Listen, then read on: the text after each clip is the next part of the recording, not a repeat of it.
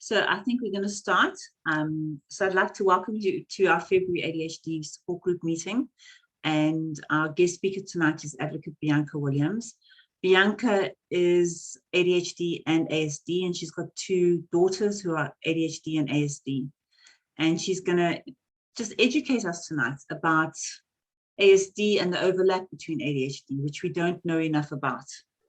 And well, I definitely don't know enough about it. So welcome, Bianca, and thank you. Thank you, Tracy.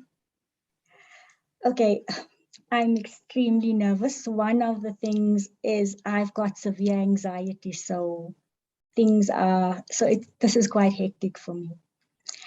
Okay, Tracy has introduced me, but I would like to quickly introduce myself and give you a short synopsis of my current family dynamic. I'm Bianca Williams. I hold an LLB degree. I hold a postgraduate diploma in labor law. I've got a partially completed LLM. I'm an admitted advocate. I'm a homeschooling mom, and I have an amazing husband and two wonderful children. I'm also a female who has been diagnosed with ADHD, ASD, OCD, depression, anxiety, severe anxiety. So my autism is a high functioning. Both my kids are also high functioning autism. I know a lot of people, they frown upon the reference high functioning, but it is a way of, when you're seeking support, it is a way of categorizing the type of support you actually need.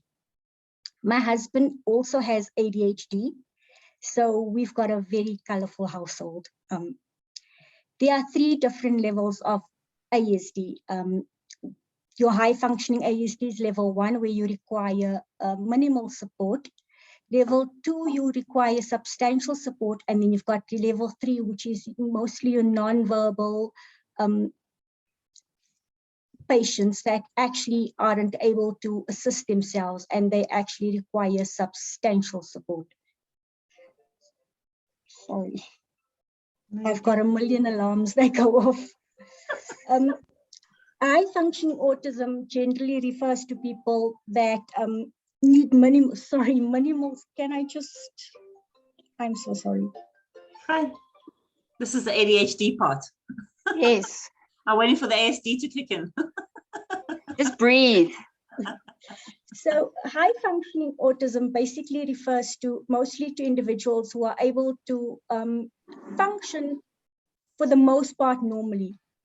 The problem with actually classifying it as high functioning is you actually really struggle to get support because you are seen as you tend to not fit in with the neurotypicals, but you are also not disabled enough to fit in with your neurodiverse ASD on a level 3. So you really struggle to get support. People don't actually, they tend to think you're being dramatic. So I'm just going to give you a quick example of when I was really young and how it affected me. So the lack of support and the absence of early intervention has literally impacted every aspect of my life. As a child, I was excelling in math and excelling intellectually, outperforming my older classmates, and that immediately grabbed the attention of my educators. And I was soon classified as a child who was intellectual, who had intellectual abilities, who was creative. On the flip side of that, my clear display of symptoms of authority anxiety was overlooked. The fact that I was a 5-year-old in grade 1, wetting myself because I had this fear of authority. I was too scared to ask the teacher, can I go to the loo? That was overlooked. It was never addressed. And that is one of the symptoms of anxiety. They focus, basically all the adults in my life at that point in time focused on my intellectual abilities. And that was my life at that point and beyond. The blatant disregard for my emotional intelligence and my emotional well-being actually led me to a point where now that I've got children, I've I advocate for emotional well-being. I think it's far more important than cognitive intelligence, because, well, I will clarify that a bit later, but because of my own experiences, that is why I've placed such a high regard on emotional intelligence. When I was growing up, my inability to communicate when I was in pain, for example, when there's loud sounds, it tends to hurt your ears when you've got ASD. With flickering lights, to this day, flickering lights affect me. I have a meltdown. But because when I was in distress, I was unable to communicate what I was feeling. It was seen as me being naughty, me throwing a tantrum. It wasn't seen as a meltdown. And I was disciplined for this. I got a spanking for this. And today, when I look at my kids and I see those very same traits in them and they display those same behaviors, I actually step back and I consciously tell myself, I know what they're going through, because that's exactly what I went through. And I didn't have someone in my corner advocating and saying, something doesn't add up. For example, going through life, my self-soothing mechanisms were biting my clothing, sucking my arm. I would rock a lot. These were all things that were overlooked. Even at school, teachers at that point in time didn't know how to address ASD. And to this day, even ADHD is very, teachers are not equipped to deal with it.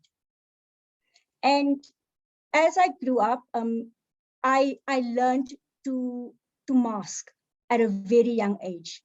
So by the time I was in grade 2, I was very good at masking. I didn't have any friends because I was still learning this art of masking. But because I was so determined to conquer this, to show everybody that I wasn't just intellectually capable, that desire for emotional support led me to a point where I tried to mask to such a degree that I became obsessed with perfection.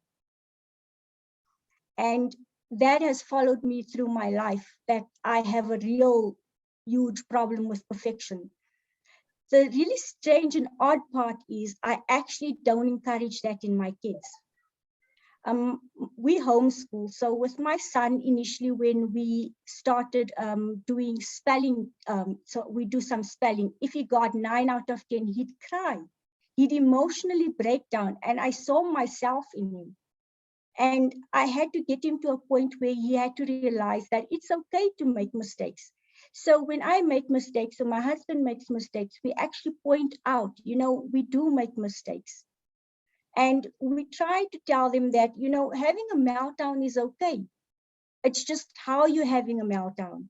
For me, realizing that having a meltdown, which was seen as a tantrum, would lead to a spanking, I then had to develop new ways of releasing this pain.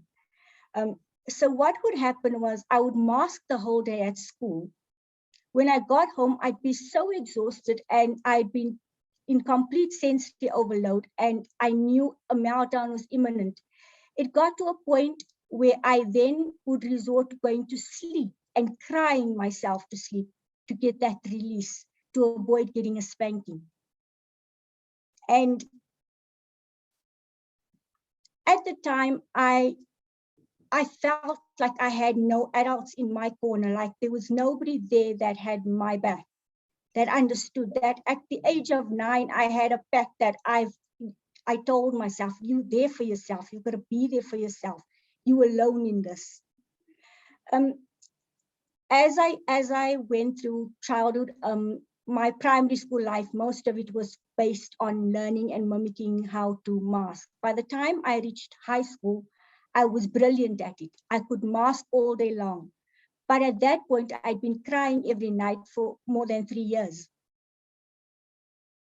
I went through high school with that.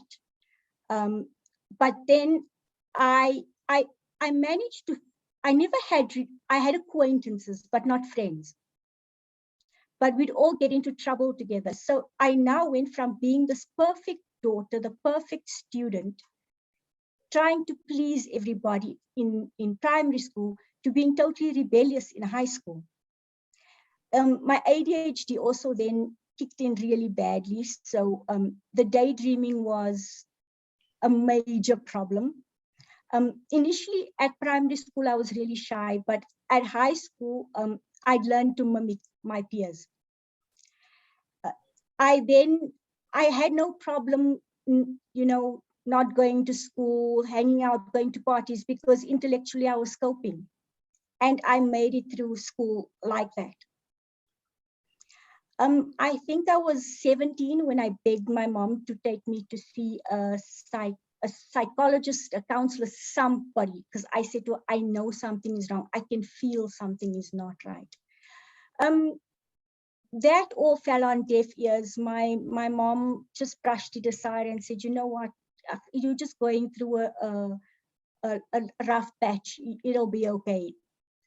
I started varsity. My first year at varsity, I attained distinctions, and that to them, to society and to my mom, was a confirmation that I was fine. From that, when I got to my second year of varsity, it got really intense. The ADHD was very hectic, and the ASD, the meltdowns were a lot, because now I've been masking for so many years. I eventually found a counselor, a family friend told me about a counseling center. I actually went to see this lady, and she referred me to a GP who diagnosed me with depression and anxiety and OCD. He put me on antidepressants, but I still could feel something wasn't right. I got through varsity. I then started a postgrad. I also got admitted as an advocate. Goodness. I then got admitted as an advocate, and I started practicing with Group 21. And then one morning I went to court and I just couldn't present my case. I got disorientated. I'm a person that perfectionism is a major problem for me. So I have flags, and I have, for example, with this presentation, I have got flags and everything, but the minute I get anxious, everything just goes crazy. I had difficulty in court that day. I then brushed it aside to a once-off thing, or maybe I was just not feeling up to it. It happened again, and at the bar, your reputation, you stake your reputation on your ability to present your matters. And for a while after that, I would take on matters that didn't require me going to court. But as an advocate, you also take an oath that if you are not at that moment, if you are not working on a case, you have to take a case if one becomes available. You are not allowed to turn it down. So our receptionists would know who had matters and who did not. I then went and saw a doctor. They referred me to a psychiatrist, and I eventually, my anxiety got so bad, I had to close down my practice. In my search for answers, I ended up I first started at UJ because I was busy with my postgrad at that time. The psychologist there referred me to a psychiatrist. I saw that psychiatrist for a while, I think for approximately a year. I then ran out of funds for my medical aid, so I had to switch over to Helen Joseph. I spent approximately 5 years on antidepressants. I've tried every antidepressant you can think of. And I spent those 5 years in counseling, in therapy as well, with no success. Eventually, I had a meltdown at the hospital because now I was frustrated. I wasn't making progress, and all I wanted was my life back. one of the doctors, one of the registrars saw me. She took some time. We spent a few weeks together, and she eventually diagnosed me with ADHD. I then started on Ritalin, which there was a marked improvement. The concentration was there, but the meltdowns were still severe. About a year and a half after that, I saw another psychiatrist, and she actually did an assessment, and she diagnosed me with high functioning ASD. Unfortunately, you don't really get medication to treat ASD. I do take mood stabilizers to stabilize my moods, which has helped a lot, because as an adult, I would still have meltdowns when I've been out for too long. For example, when I've got to go see the doctor, and the crowd is so hectic, there's so much people. When I get home, I cry. I have a meltdown. I got to a point where I said to, like, in my married life, the crying eased up. But from the age of about 8, 9 to the age, well, I was well over 21, I had cried every single night of my life. And I couldn't understand how my family couldn't notice that something was amiss, that something was definitely wrong. And after my diagnosis with ASD, things started to make sense, because now I understood that I was having meltdowns and it wasn't tantrums, because I couldn't understand how I was as an adult having a tantrum. And the difficulty with socializing, I've got severe social anxiety. So it put a real strain on my marriage, because we'd visit my in-laws, and when we come back, I'd cry because I was because of the sensory overload. I also have rejection sensitive dysphoria, so I would read everybody's minds. I'm really brilliant at reading people's minds and telling you what they think. I think a lot of us can tell you that. Welcome. Thank you. So for me, that was, it really put a strain on my marriage, because we had to, whenever we went to a place, but even when I was younger, when I was dating, I would be dating a guy, we'd go out, we'd have a lovely night, and we'd come back and I'd break up with the guy for no apparent reason, just because I think we should end this now. And people would be like, are you for real? Are you serious? And I'm at a point where I will fight, and I will go to the extreme to make sure my children are emotionally balanced and taken care of, because the scars I endured as a child basically wreaked havoc in my life as an adult.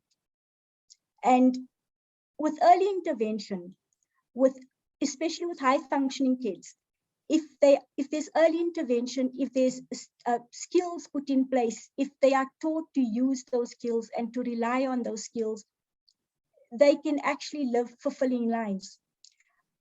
A lot of ASD high functioning individuals have a really hard time maintaining a job, because the overlap with ADHD and ASD is so severe, because the ASD makes the ADHD so much worse that maintaining a job is just, it works for a little while, and then you have meltdowns, and nobody at work understands why you're having a meltdown. That was one of the reasons why I chose to be an advocate and not an attorney, because I could make my own hours. With the ADHD, my brain wants to think when it wants to. So if my brain decided at 2 o'clock in the morning I was going to work, that was fine. So I was in a place of comfort, and to lose all of that. When I met with a doctor who diagnosed me with ASD, she actually explained what happened. And for the first time, I understood what actually happened that day. I had an autistic burnout. So you have an autistic burnout if you have masked for so long that it exhausts you, that your brain just shuts down. And it takes, depending on how long you've been masking, it takes a period of time for your brain to recover. For me, with the delayed diagnosis, with the delayed support, it stole a lot of years from my life.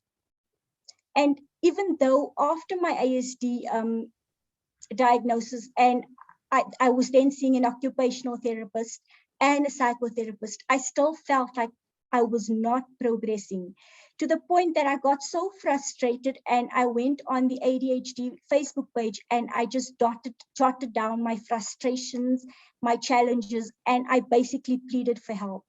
And that's when Dr. Jiva actually referred me to Tracy. And for the first time these past couple of months, I've actually seen progress in my life. I'm actually sitting here talking to you guys, which is something I avoid. I would totally avoid social settings because my social anxiety is that bad. So with the overlap, and when I look at my children and I see the symptoms they displayed, for me, from very young in their lives, I think because I was looking out for the symptoms, I had actually monitored them. And although they developmentally, they were on par, they were excelling. But I realized with my son at first, because he's the older of the two, that he, at the age of 4, he was fluent in communicating his feelings and communicating what's on his mind. He's got, with his psychometric assessment, he's got a very high level of English intellect. And he was able to explain to me, like, he wouldn't sleep at night when his dad wasn't home. When his dad would be working, he would be awake all night. And when I ask him, when we talk about it, he'll tell me he's worried something's going to happen to daddy. When it's storming outside, he'd be worried because the dog is in a kennel. So now we have to bring the dog inside.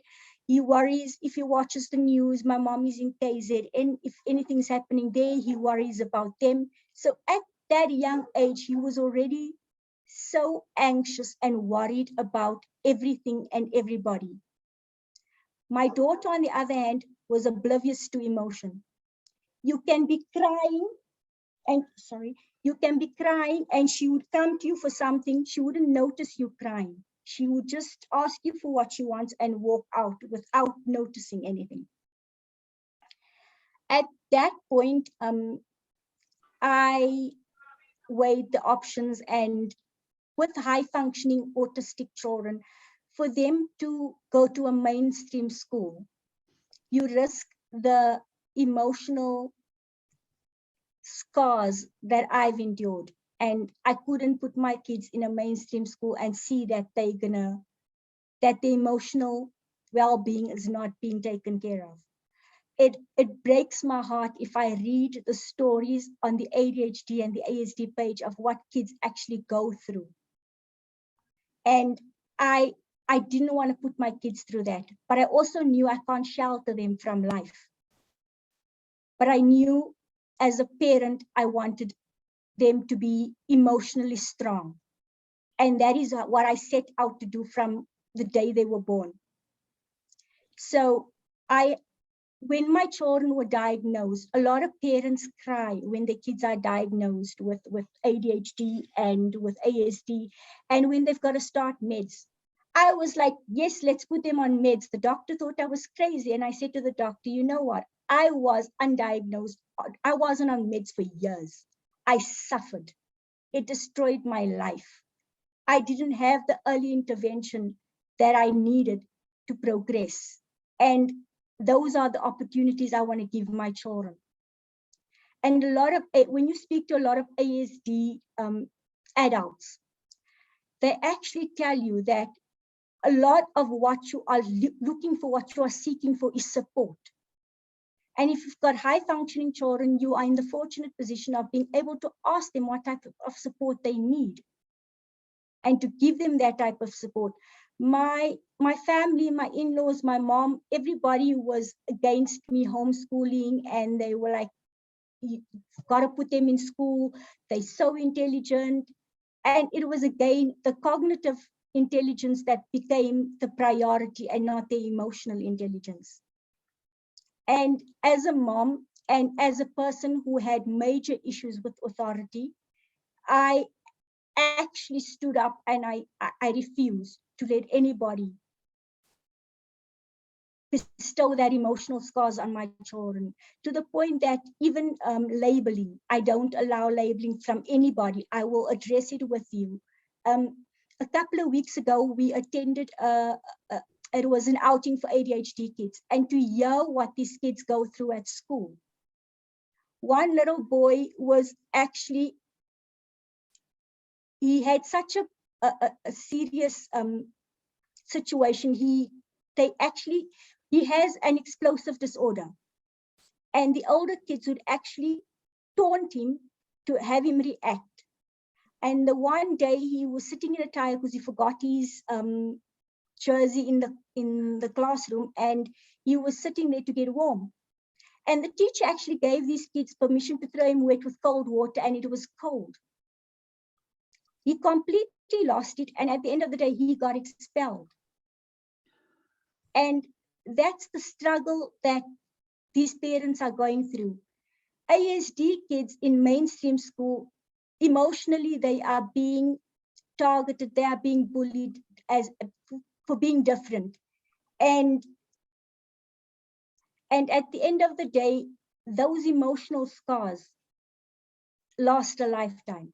For me, it cost me 10 years of my life. It cost me my career. It's now at this point that I'm only starting to build my life back up with Tracy's help and with Owen's help. And I still have those hard days. And yes, as an adult, I still have those meltdowns. The flickering lights still affect me. And that is the problem with not getting support, not being able to manage it as a child, and then developing your own techniques or your own ways of developing, of dealing with it, of soothing it. And then also having children getting disciplined for trying to soothe themselves when they're going through trauma, basically. My kids, to this point, when they go visit their aunts, and they come back, they actually melt down. Prior to intervention, prior to the support, my son would bang his head, he would cry, he would just explode. Now he can come to me and tell me, "Mommy, I'm feeling sad," and he'll just lay with me. And it'll pass and we can move on. So for parents out there that, yes, you are entitled to your opinion, you are entitled to the natural remedies, but at least offer some support, because without support, you are leaving lifelong scars that I mean, I've been in therapy for so many years, and I was seeing a different therapist every year, and nothing helped. But that is also where the lack of support in the sense of life coaching is not as well known, and where hospitals should actually have referrals, because or some sort of program, because you are told what to do, but you don't know how to do it. And for kids with ASD, it's similar with ADHD. They need visual cues. They literally need to be given a list of, you wake up in the morning, you brush your teeth, you comb your hair, etc. For me, I live according to a routine. If anything happens in my day that's off routine, my day is over. I actually need to go to sleep to wake up tomorrow morning to start all over again, because I need to go through that routine for the day, or it just doesn't work. With my kids, the same thing. If we don't have a normal routine day, they melt down, they have difficulties. But they've now learned that if we're going to have a difficult day, if the day is going to be different, for example, tomorrow they see the doctor, we prepare them beforehand, because now I prepare myself as well, because my day is also not going to be the norm. So at this point, I'm learning alongside my kids. I'm learning the skills that that would have saved me a lot of trauma and anguish through the years had I had those skills. So my viewpoint when it comes to, especially with kids, the difficulty with kids, like I said, with ADHD, especially high functioning ADHD, is there's this lacuna, there's no space for them. So what do you do with them?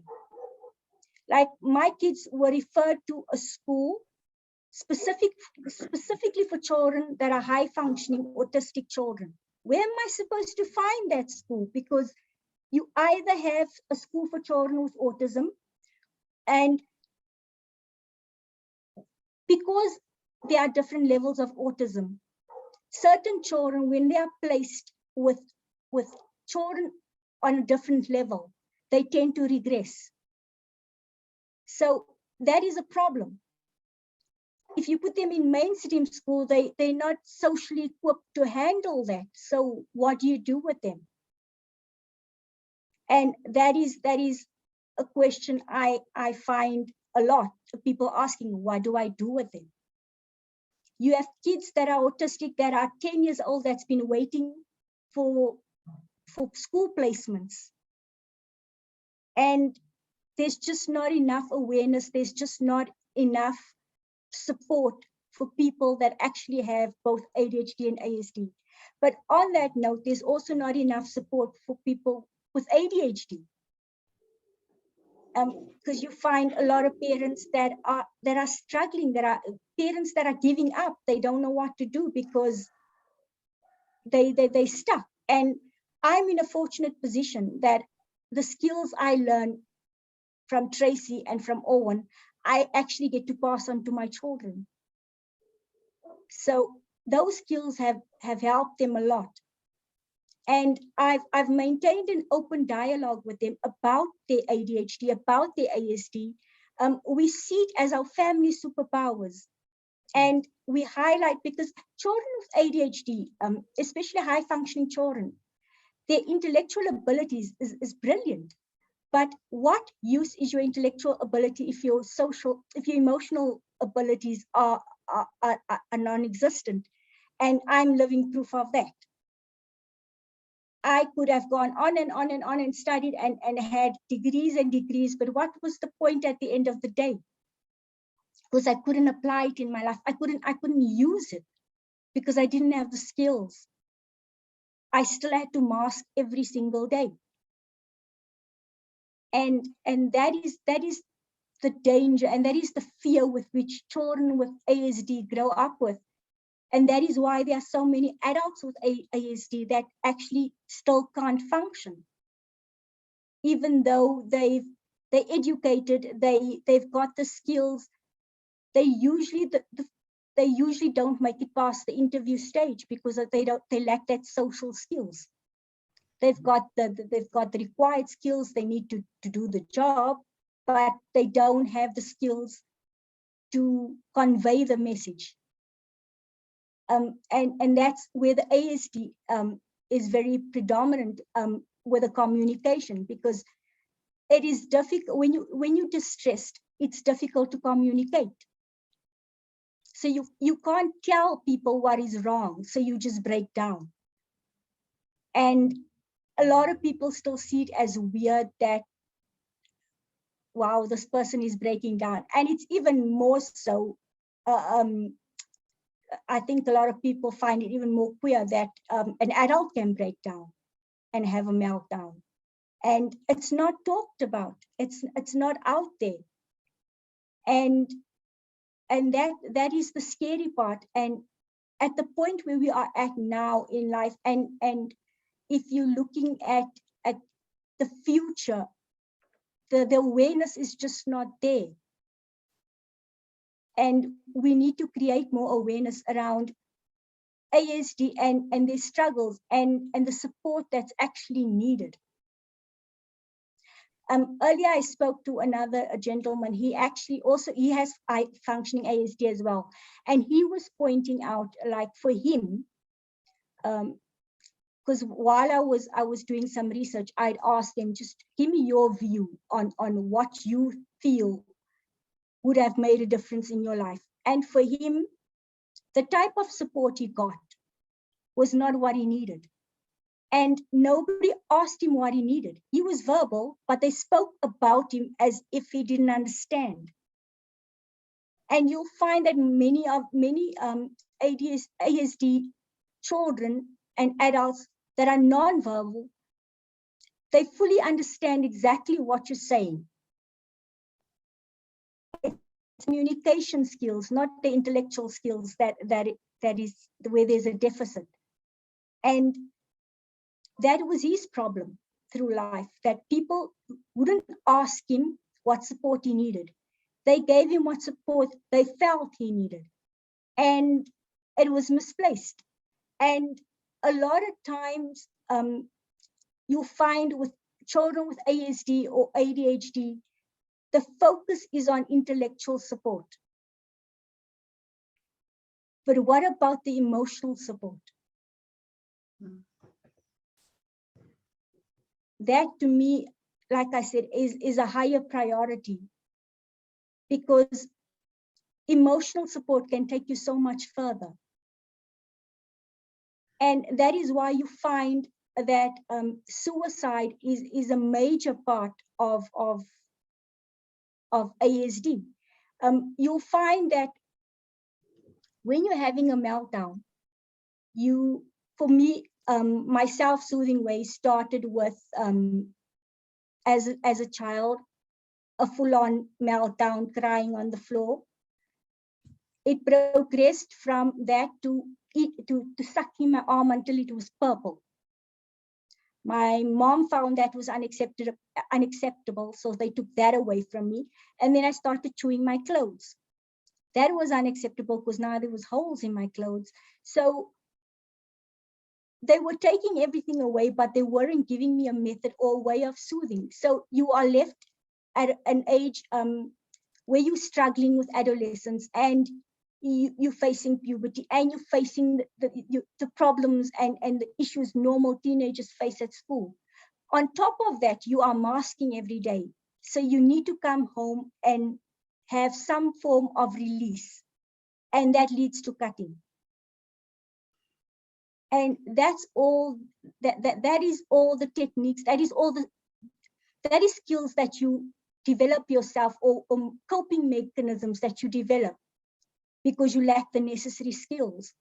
And it's dangerous, because you're not cutting to kill yourself. You're not cutting to be suicidal, but you're trying to release pain. And that is also something a lot of people don't grasp, that when you're going through a meltdown, or when you're having a sensory overload, it's painful. It is genuinely an uncomfortable feeling, and all you are looking for is release, a form of take the pain away. And when I was young, as a child, that form of release, that what they refer to as a tantrum, that meltdown, was, I would rather take the meltdown and get a spanking than try and hold in the meltdown because of the pain. And that's the same thing with food sensitivities. I had a problem with labels, and I got to a point where I started cutting the labels off because no one would help me. So I'd cut a big hole in my top, and I would be in trouble for that. So along the road with no support, it is a very, very, very lonely road. And it leads you down a really dark path. And like I said, when I got to high school, I went through a rebellious phase. I was just fortunate that I actually made it out there in one piece, because you try so hard to fit in, you try so hard to be part of society, that you do anything that's thrown at you. You mimic everything because you don't know how to differentiate what's dangerous, what's not dangerous. And at this point, I'm still learning a lot as I'm going along with my kids. For example, I've got a very poor perception about space.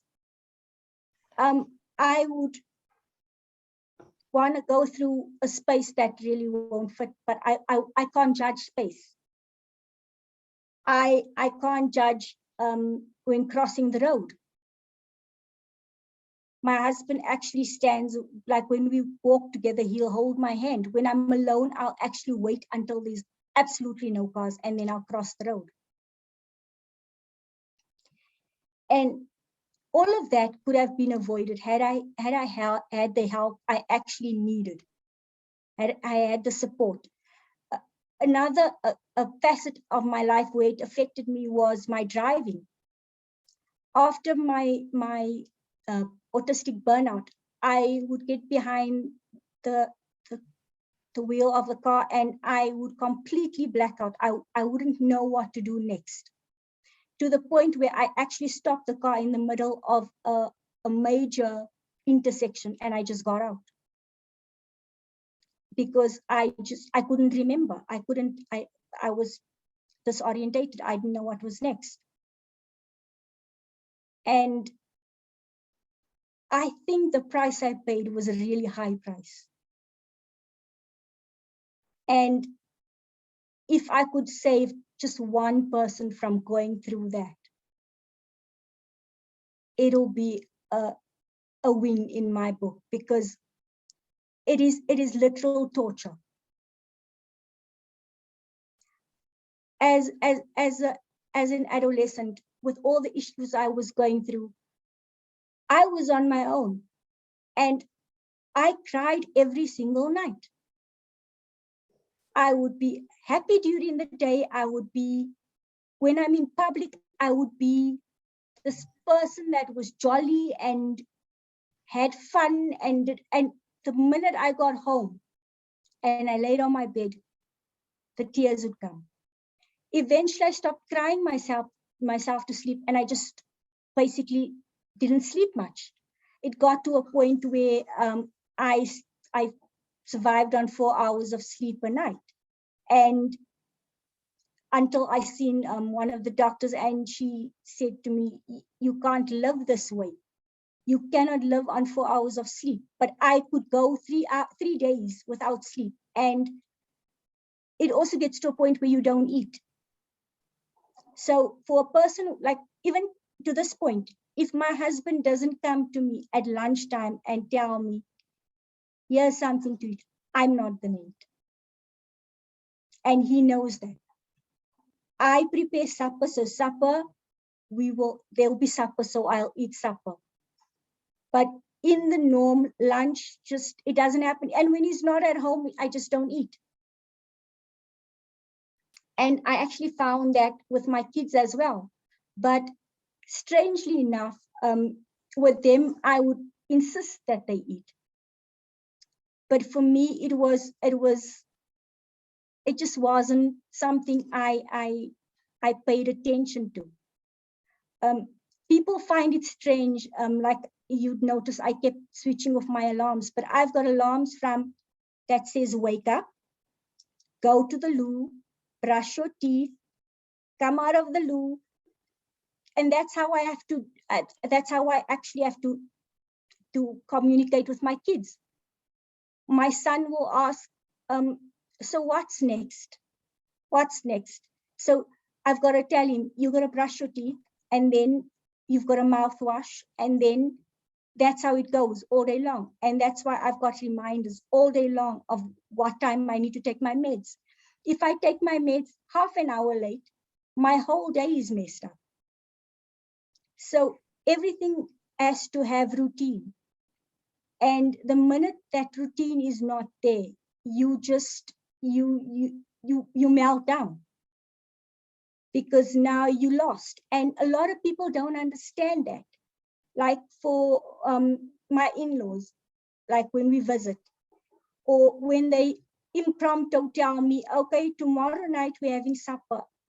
It's difficult. Or can you come later for supper? I'm like, but I got a schedule. So now I've got this habit of on a Saturday asking my sister-in-law, what is happening for this next week? Who's having a birthday? Who's having a lunch? Who's having something? Tell me now so that I know. I've actually grown in leaps and bounds when it comes to flexibility. It was so severe to the point where if I woke up in the morning and I planned to wear a jeans and a t-shirt and the weather said it was going to be sunny and for some reason it's raining, I won't leave the house. If anything went wrong with my hair or my clothing and I was supposed to go to an event, I just go back to sleep. And that is how I went through most of my life. I've had to obviously make major adjustments when I had children, but it was also difficult because I had to work really hard not to expect that perfectionism from them, because I know what toll it took on me. And to this day, I mean, I've got OCD. I wash my washing 3 times. I rinse it 3 times. So it takes me forever to do it. But I've actually tried not doing that, and I hanged it up and then I took it back off the line and I washed it again. And those are coping mechanisms I've developed over the years. So 3 times was my sense of perfection. So I'd know if it's done 3 times, it's perfect. And I felt I needed to meet that standard, not that it was that I was told I need to meet that standard, but I felt that I needed to be perfect. So when I was mimicking, I practiced and practiced and practiced until I got to a point of perfection. And today that perfection is actually a major problem in my life.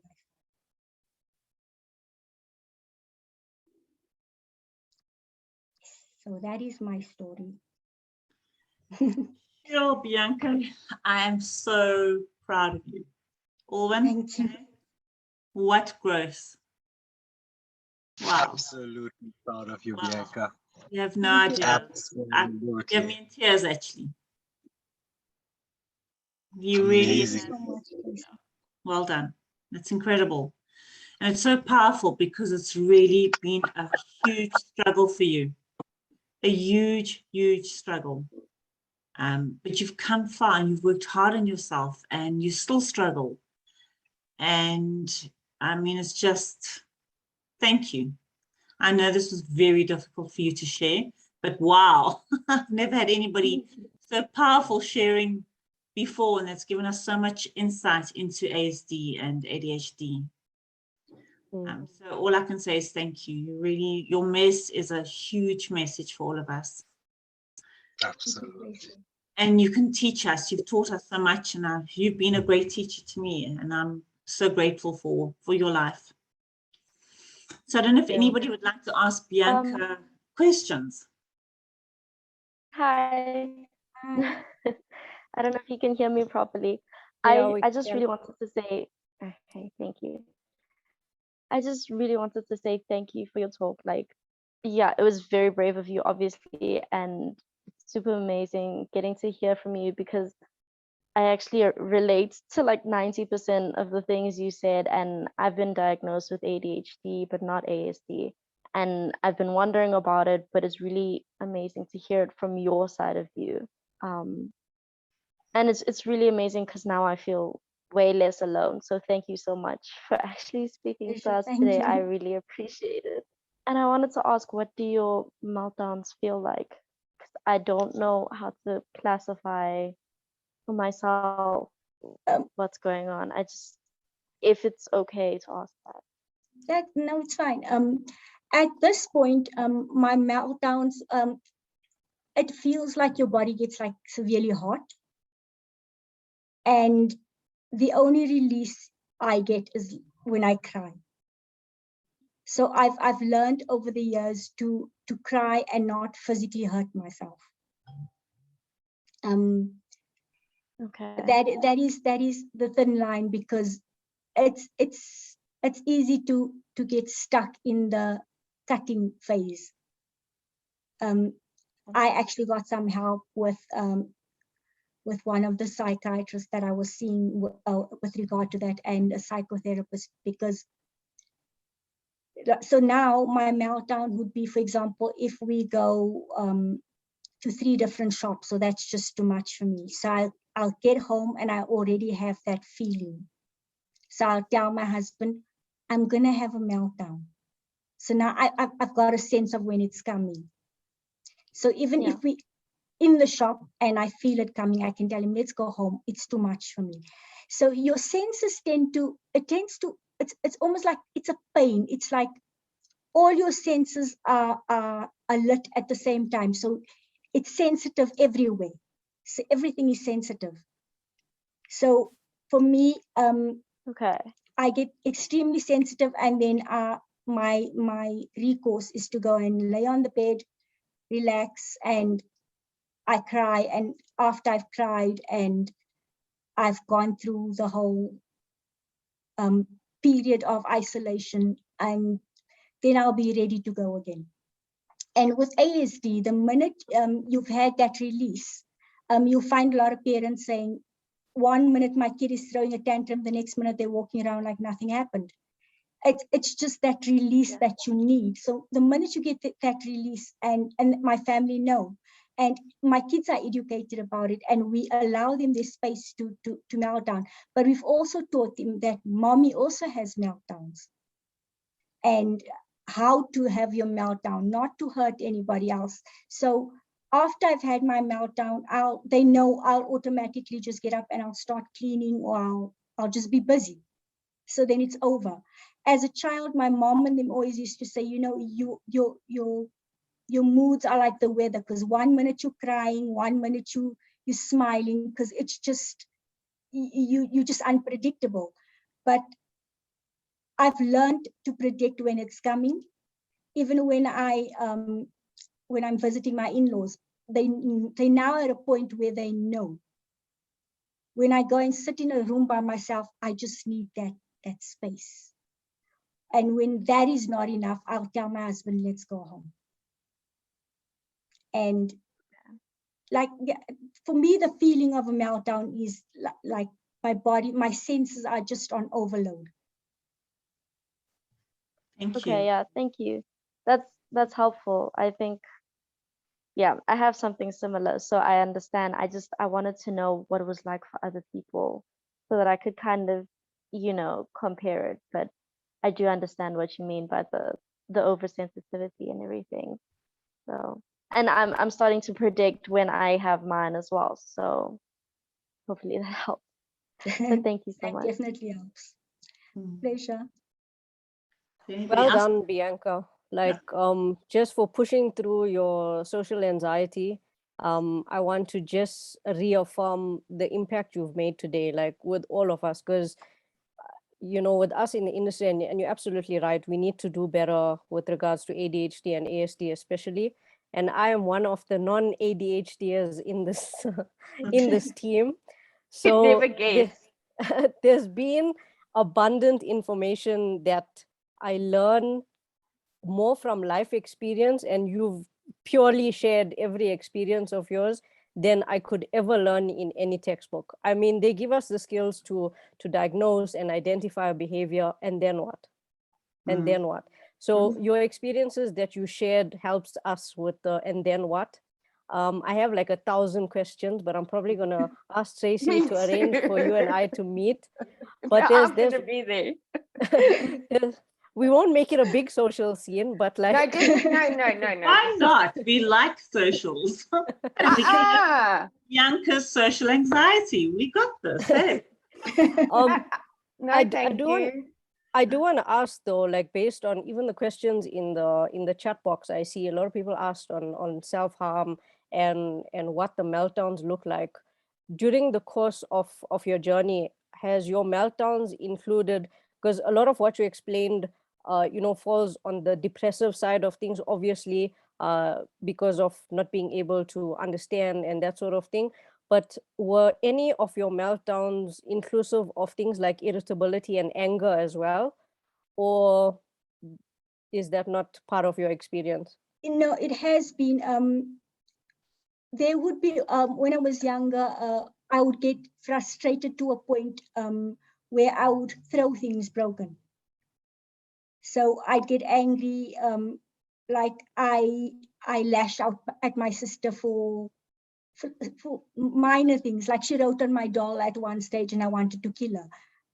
So the anger was there. I would break things, and that obviously got me into a lot of trouble, but I've learned to control that. So that's the thing, you know, for my kids at the moment, what I focus on is giving them the skills to learn how to melt down, and not stopping the meltdown, but just giving them a method of melting down.